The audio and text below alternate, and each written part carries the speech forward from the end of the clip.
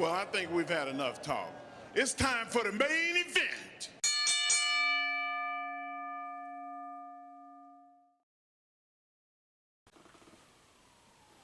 Shut up and sit down.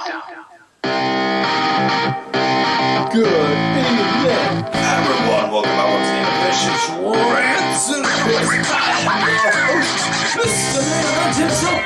Y'all never take never to the case of Dr. Vicious. And gotta go over Elimination Chamber. Was it Perth, Australia? Yes, I was one of those crazy bastards that got up at like 5 a.m. Eastern Time to go and watch the show live, because there's just something about watching wrestling live as opposed to pre-tape that just so much better. Now, before we do, folks, big news I want to break, and it is in regards to the show, and man, I'm just so excited, I'm at a loss for words. The show, Vicious Rant itself has grown exponentially over the course of the past few years. We got merchandise line, like you see right here, that I am wearing, which you can pick up at whatamaneuver.net. We are now part of the Main Event Wrestling Network. We are now available in audio form as a podcast on Podomatic, Amazon Music, Spotify, we're iHeartRadio, Deezer. We're still waiting on the go-ahead from Apple Podcasts. And folks, I can now proudly say that Vicious Rants is getting its own spin-off series. That's right, coming soon. We are going to be doing a spin-off series called Vicious Chats. It's going to be a talk show which is fully available on the YouTube page as well as in podcast form. Stay tuned. Got guests lined up. If you are interested in wanting to be on the show itself, hit me up on my Twitter at TimVicious or leave a comment down below. I'm always open to hearing anyone's stories. So, let's get into the show. Elimination Chamber, Perth, Australia. For the first time in what feels like forever, and I cannot emphasize that enough, forever, we actually had a kickoff show match. We had a pre-show match. Indy Hartwell and Candice LeRae going against the Kabuki Warriors, baby. Ooh, baby, it's a little Kabuki-ish, if you will. Asuka, and Kairi Sane, and man, it was great seeing the crowd, seeing Indy getting a welcome home kind of cheer for her. And not only that, between this and the first match on the main show, there's just something about seeing a wrestling show in natural daylight as opposed to like big bright LED lights like the one I got. You know, it's just, I'm trying to think the way to describe it. It's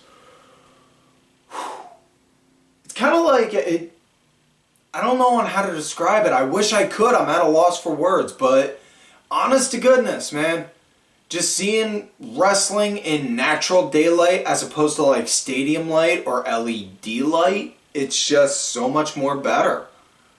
So, Indy and Candice. It was a good, solid start. Like I said, Indy, she got the hometown welcome. Candice was the punching bag for a good bit. Not much of a surprise there.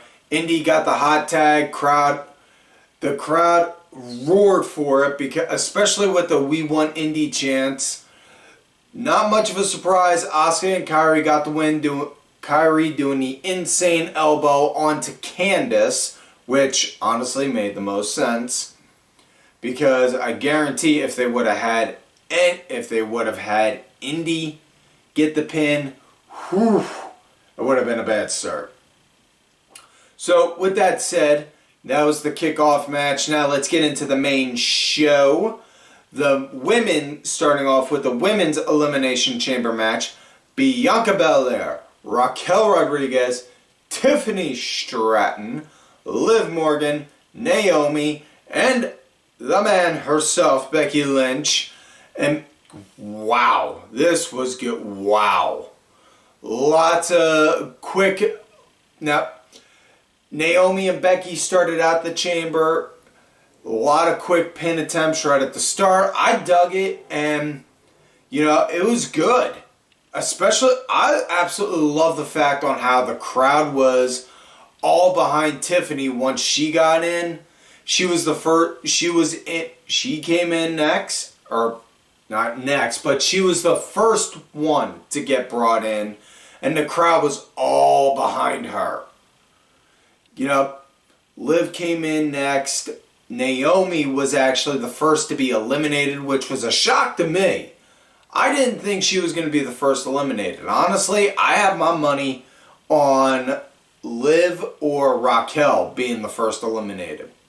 But, I'm that guy that gets happy when they're proven wrong. Like, whoa, okay. I'm weird like that. I'm happy when I'm proven wrong because I learn. I learn from it, folks. Which is what a lot of y'all may want to do. Either way, excuse me, Raquel, she came in second.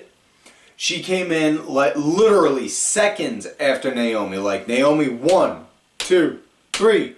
Naomi is out of the match. 4, 3, 2, 1, and Raquel is in.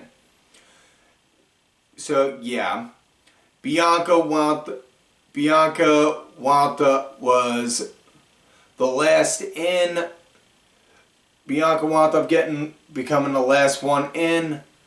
Gotta say, and then Tiffany, when Tiffany was eliminated, the crowd got all sorts of hot and mad at Liv Morgan over that and was doing bullshit chants to her, which, honestly, it cracked me up because it angered some of the angry Liv Morgan fangirls on my Twitter timeline, and, well, it's been a minute since I've seen them get angry, and I forgot on how funny that is.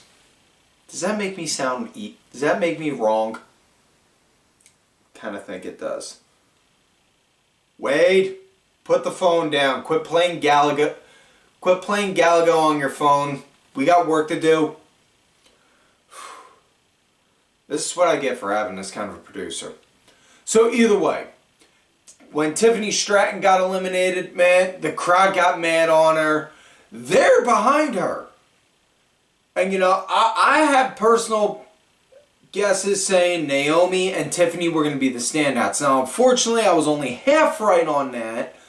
Tiffany, she did get the standout.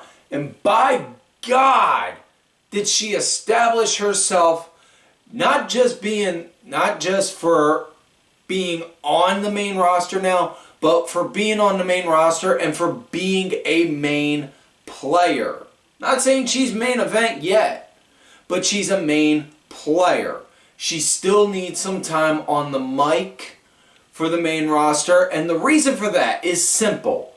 While I watch NXT, and a majority of people I know watch NXT, we are not the entire world. We are not just the main roster audience. NXT is, for lack of a better term, the minor leagues. The farm league, if you want to go into baseball terms. Not everyone watches the farm leagues.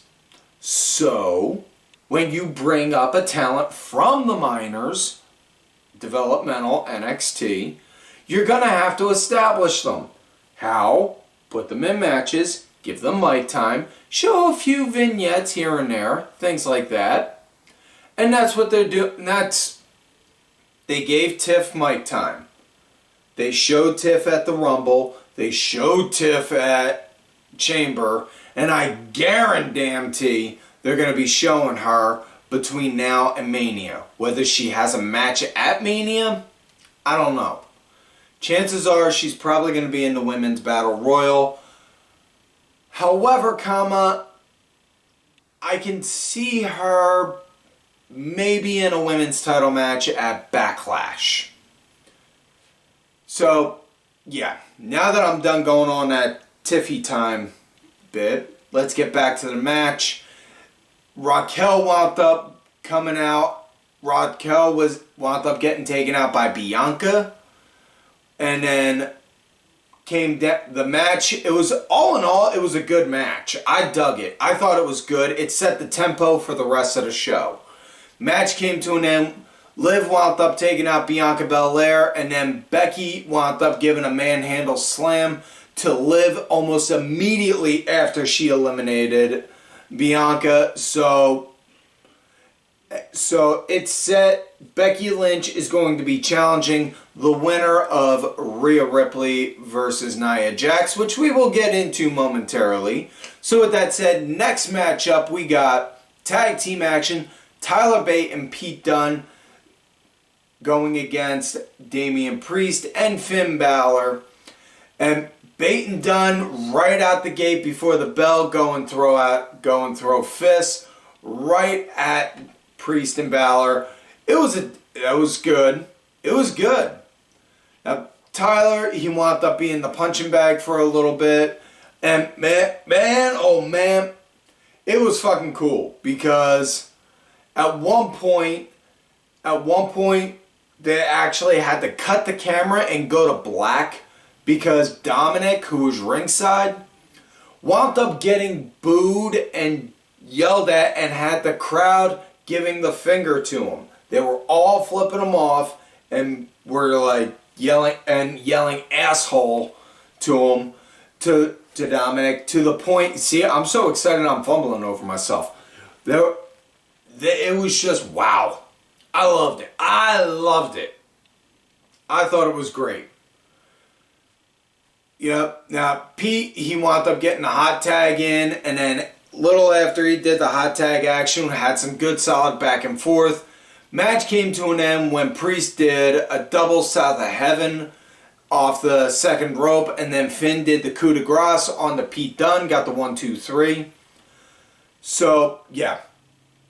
Following that, on Monday, they wound up showing Gunther and Imperium out there. Gunther saying, who is next to challenge me?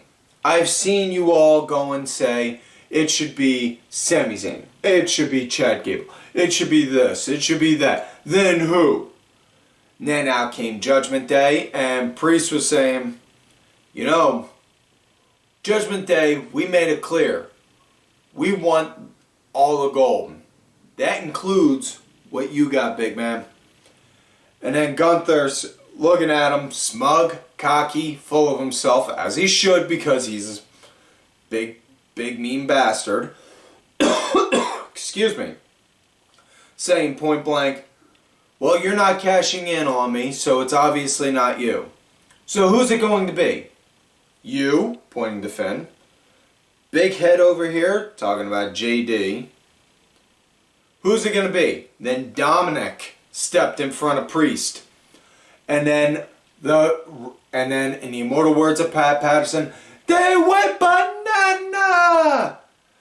Yeah. It looks like we're going to get Dominic versus Gunther at WrestleMania, which I'm all for. Because that's going to be one hell of a good match right there. Now, before we get into the next match, I don't normally talk about promos or shows or interview segments, but they did a Grayson Waller effect at the Elimination Chamber show, which had Cody and Seth there. First things first, Seth said in a matter of days he's going to be medically cleared to be able to compete in matches again. And then Waller wound up hitting the one question, why did you go and challenge, why'd you go and do your take back? You were going to give the match to The Rock and then you decided not to. And just as Cody was about to explain it, so you guys want to know why I was all for giving it to The Rock and then not, and then, well, let me tell you. And then Austin Theory, who was there with him, wound up saying something, like started going running his mouth, started doing the Rock shtick because, you know, he was there when The Rock wound up getting all those multi-million hits in that segment with him, McAfee, and The Rock. So, yeah, he calls himself the Million Hitman and all that. Wound up doing his bit, and then next thing you know, as he's doing If You Smell, and then next thing you know, boom! Cody and Seth take him both out, and Waller's just standing there looking like, oh. And for those who don't remember or weren't paying attention, keep in mind, that Friday beforehand, Roman had a sit down with Grayson Waller. So, chances are he told him, if they do something, you don't lift a finger. Just keep that in mind, folks. So, yeah.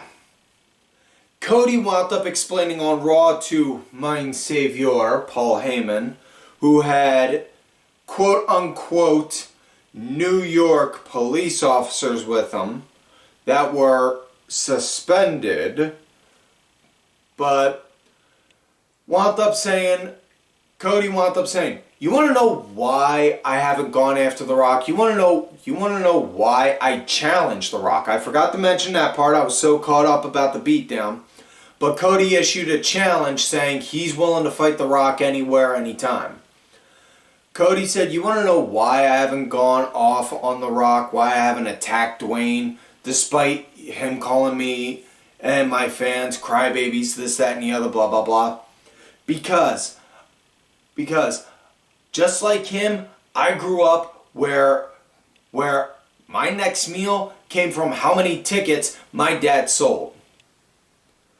So, I get where he come. So, we're cut from that same cloth.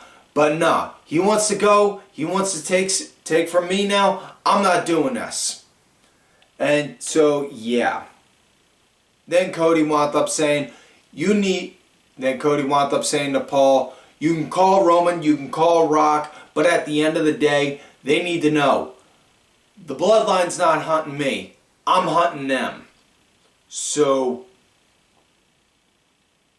yeah, I'm cool with that. I'm picturing now, if I was handling merch, you need to go and try and make a shirt that go like hunting for blood or something. Something like that. So, either way, now let's get into the men's Elimination Chamber match. Kevin Owens, the almighty Bobby Lashley, the walking douche nozzle, Logan Paul, Randy Orton, Drew McIntyre, and L.A. Knight. Yeah! Dummy. Yeah. Drew and Knight started out the match really good. KO came in, started targeting Drew right off bat. Bobby then came in next and started targeting Drew. Noticed a lot of the attention went on to Drew McIntyre. Randy came in, and then once Randy came in, then it started to ensue into like the car crash kind of mode. Bobby Lashley, he was the first, I'm sorry, I'm thinking ahead. Car crash kind of style ensued when Logan Paul's time came in. Kevin, he jumped into Logan's pod and then just started wham, wham, wham, wham, smashing his face into the plexiglass. And folks, I can't believe I'm going to say this, and it makes me feel a little sick to my stomach saying it, but I give credit where credit's due for Logan Paul in the sense of he was smart enough to know he's stuck in that pod for X amount of time, so he needed to do something to make himself noticed, make entertainment, because heaven forbid, in wrestling, you have to entertain your audience. So what did he do while he was still in that pod? He had a black Sharpie and he made doodles. He drew horns and stood under them I'm a devil, blah, blah, blah, blah, blah. Did that, wrote stuff like Kevin is a loser and and did like a 6-year-old would, and just drew a circle with a tiny little head and tiny little arms and legs saying it was Kevin Owens. You know, all that, but yeah. I give credit where credit's due. He can work the ring. Logan Paul can work in the ring. He can work the microphone. He gets it. He gets the business and understands it's a work. But just because you can do all of that doesn't mean I have to like you. Doesn't mean I have to respect you. I can respect the work you do, but I ain't got to respect you, the person. No way. But yeah. KO, he came in, started going ballistic, car crash mode on him. Bobby Lashley wound up being the first takeout. And then probably the big there were two big surprise eliminations. The first came from LA Knight, yeah. And that was because of Uncle Allen himself, AJ Styles, showing up out of nowhere as Bobby Lashley got eliminated. The chamber door opens. Once that door opens, AJ whoosh runs in like a bat out of hell, starts going ballistic, beating the holy hell out of LA Knight with a chair, beating him mercifully. So I swore up and down for weeks on end on this show that LA Knight was going to be challenging Logan Paul at WrestleMania.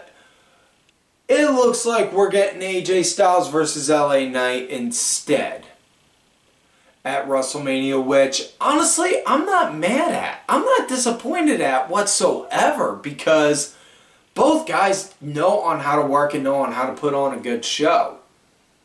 So yeah. Randy winds up taking out Kevin Owens. And then Randy winds up getting taken out by Logan Paul via the setup. Randy winds up getting taken out by Logan Paul. Paul winds up when Logan Paul actually got eliminated, man, the crowd went ballistic. Let me tell you, yes! Because nobody wanted to see him win. Nobody in Australia wanted to see him win and challenge Seth. But when Paul, after he got eliminated, he then had a set of brass knucks, which makes you think, how did he get those knucks through customs? Unless he hit them up his, well, that answers one question, but raises many, many more now about the man. Either way, he had a set of brass knucks, which I don't even want to question how he got them in. Now, popped Randy. Randy just then, boom, falls over, dead. He's dead. Then Drew, who's beaten half to death, drapes his arm over Randy Orton. 1, 2, 3. So, my personal prediction now, based off of everything that I saw in that match, we're going to get AJ Styles versus LA Knight at Elimination Chamber. Or not Elimination, at WrestleMania. We're going to get Randy versus Logan at Mania. Also, in a title match, whether Randy becomes US champ again or not, I don't know. Gotta wait and see on how the promos build up for that one. And now we have Drew McIntyre challenging Seth Elizabeth Rollins, because his middle name is not frickin' damn it, for the World Heavyweight Championship. And Seth and Drew had a face-to-face on Raw, on the Fallout Raw, and they told it like it was. Drew said point blank, listen, I don't want you standing up and backing up Cody, because if you do, you're putting a target on your back for the bloodline to come after you. Your knee may not be at 100%. Your back is not at 100%. I want you at your best. So that way when I beat you and take that title, it is all me saying I did it and I beat you at your best. Seth then looked at him. It's like, yeah, my knee may not be at 100%. My back may not be at its best. But what if it is? What if my knee's at 100? What if my back is feeling good and I'm feeling strong? See, here's the problem you're not taking into account, Drew. Here's your problem. The bloodline, they just want power. While they're happy with what they got now, that's nothing saying sometime down the road they're going to come for this title. Then what? You need to be ready for that, just like I am. Which is why I'm looking to stop this fire before it even starts. So if you're not willing to do something about it, I am. So we're getting good, compelling story out of both guys and legitimate reasons for why they're doing what they're doing. And lordy, one of my favorite things about wrestling, I love stories out of it. I love storytelling. And this is one of the best forms of storytelling right here in pro wrestling. And I absolutely love it. We're getting good stories here tonight, folks. I'm putting it out there now. Smart money is on Drew McIntyre walking out as the World Heavyweight Champion at WrestleMania. So now we come to main event of the night. Nia Jax versus Rhea Ripley. Rhea Ripley. And, man, oh man, Rhea, she got praised like a freaking god. The second her music hit, you'd have thought it was the second coming. And you could sit, if you have not seen the show, go back. If you haven't seen anything from this show, before you see anything else, just look at the ring introduction. When they do the ring introductions, you could see Rhea's face literally choking up, seeing her lips quiver a little, and just like in shock and awe, just hearing Perth go ballistic for her. Like, and it's just, wow. It was cool to see. It's cool to see, like, the little things like that, just that, wow, this is it, huh? This is really what it's like. This is it. This is awesome. Kind of bit for her. So as far as the match went, man, Nia, she was just kind of like leading it in the sense of as a dominant, mean, nasty powerhouse. And I had a conversation about this with some dudes, powerbomb, with some dudes before. When Nia was on her first run, she was like basically being built like a giant almost, kind of like a Big Show or an Andre for the women's division. Now she's being built almost like in a powerhouse sense, like a big boss in a big man way, like a boss man or a one-man gang. Not in like a giant sense, but like as a powerhouse. Which honestly plays off a lot better for her.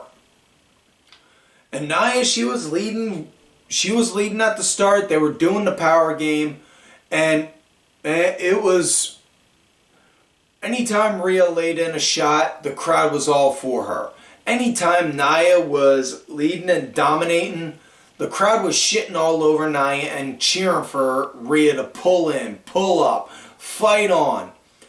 Rhea, she did, and by God, she got the win, hitting a superplex, and then did a riptide, got the 1, 2, 3, and man, the crowd was all for it. It was so great, and then afterwards, she got out, all of her family was ringside, went over, sat with all of them like, yes, and was singing her song along with everyone. It was great. It was great. And honestly, I'm looking forward to seeing a lot more of these pay-per-views going overseas. You know, they got the one in France. They got one coming up in Berlin. I know they got Money in the Bank in Canada, but that's kind of tricky because that's still under North American territory. So, you know, it's not to be rude, but they're kind of regular, semi-regular. This is getting first time. I'm talking like untouched virgin territory for pay-per-views. I'm excited to see on how those crowds are. Honestly, I could see Australia getting a yearly or every other year pay-per-view. I think that'd be great. With that said, folks, that is it for this week's show. So please do not forget to like the channel, like the videos, subscribe to the channels, listen or watch the other episodes when you can, either on YouTube or the RSS feed, wherever you're getting your podcasts from. Thank you to contributor of the show, LFC Lingerie Fighting Championship. A little bit of wrestling, a little bit of MMA, a whole lot of attractive women wearing a little bit of nothing.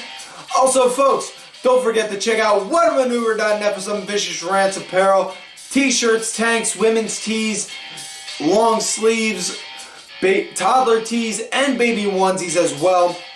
And do not forget to follow these cats right here on the Twitter, DSB_Ivy, Main Event _Net, the Main Event Wrestling Network Twitter account, Sergeant Curry Pants 3 Count Thursday, and D-Dryer 1986.